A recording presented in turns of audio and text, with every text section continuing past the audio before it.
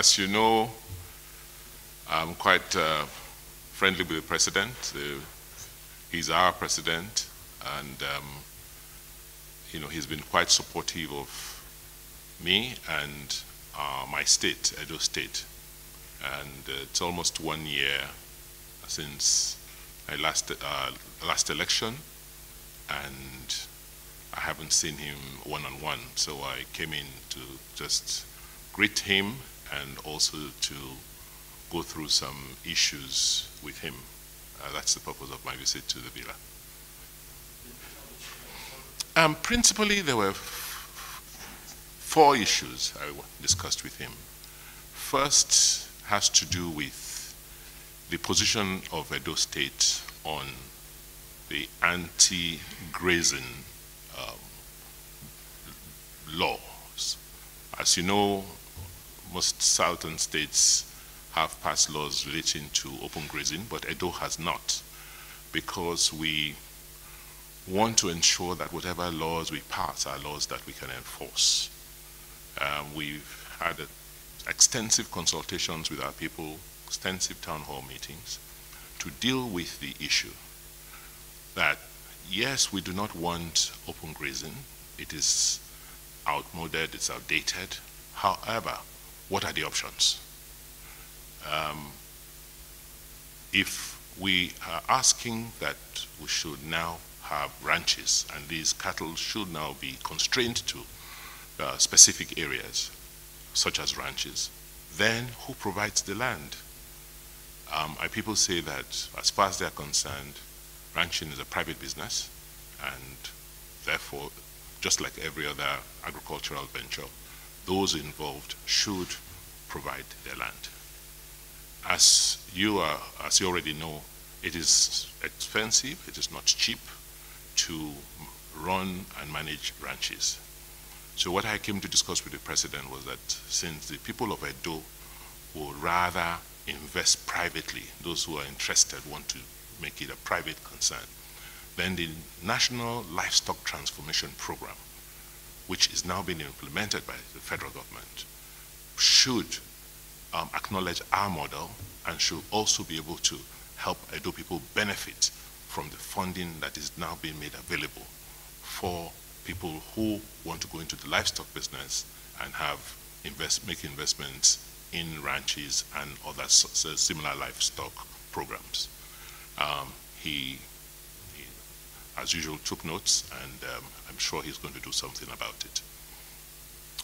The other issue was I came to thank the federal government, the president, for the efforts of the federal government in assisting our current efforts to return the Edo artifacts that are all over the world.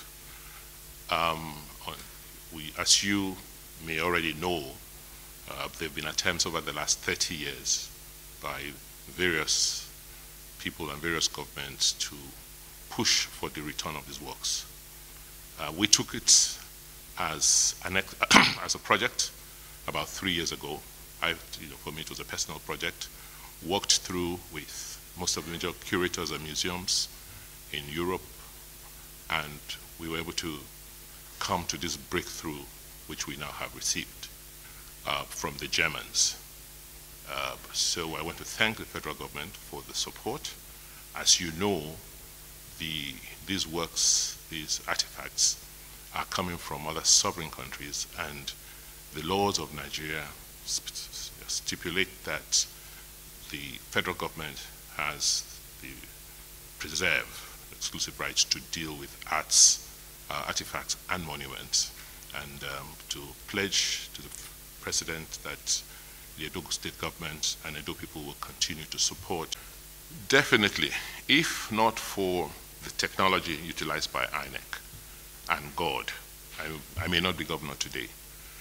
So I am one of those people who believe that we cannot and should not have elections in this country going into the future without transmitting results electronically from the polling units. Because for elections to be credible, they have to be seen as transparent. And once you have voted, you should be assured that your vote will count.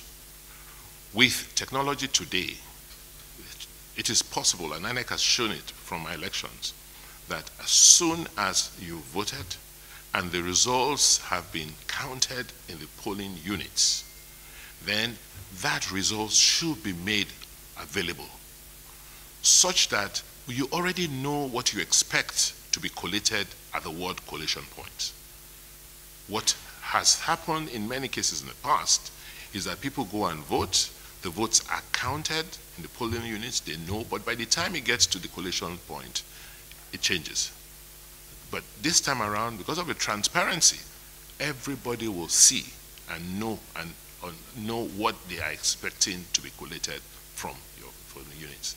That is what happened in my election. So I am a very, very strong advocate for electronic transmission of results from elections.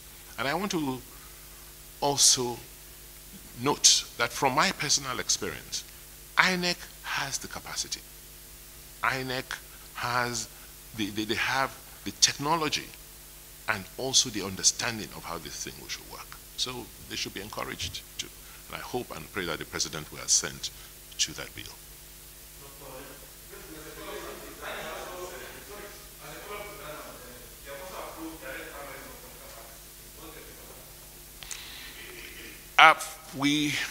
Today, my party is currently undertaking an electronic registration of our members across the country, because we anticipated that one day you will be required to show your own register.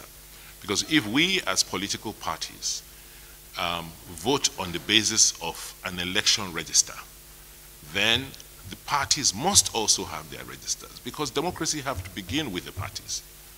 And it's only when you have very clear, open registers, then you can now have, whatever form of elections from, within the party.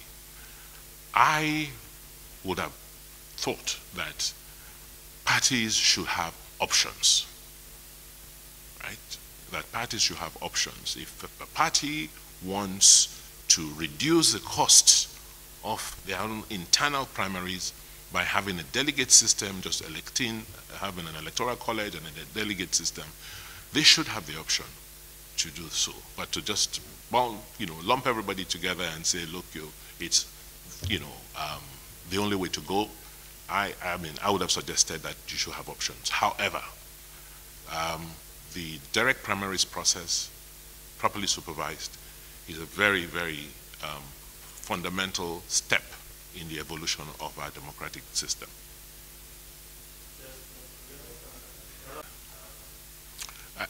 We have a good relationship with the Honorable Minister for Works, and I am going to see him. I've actually been discussing it with the Federal Minister of Works, so I didn't think that it was necessary to burden the President with that matter, since the Minister is currently handling some of those issues, and I believe he has the capacity to.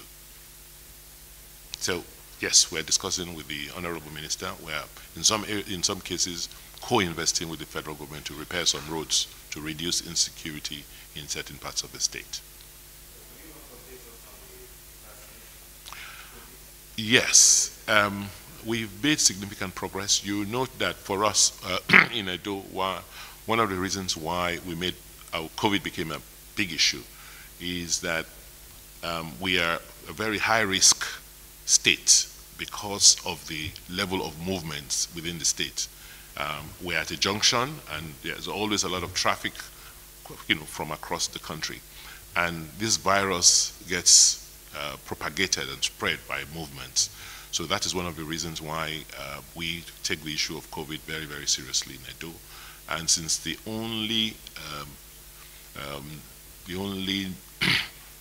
means of, the known means today of reducing the spread and reducing the number of deaths from COVID is through vaccinations, we've been encouraging our people to vaccinate. It's not compulsory, we're just encouraging them, and also trying to prevent further infection by ensuring that those who have vaccinated are protected. So if I have vaccinated and you have not vaccinated, I don't think it is fair for you to now, spread your risk to me. But I think from the figures we're seeing, it seems to be, this third wave seems to be going down, and we're praying and hoping that we don't get a fourth wave. So the issue of the no vaccination, no entry order which we have in place will be reviewed.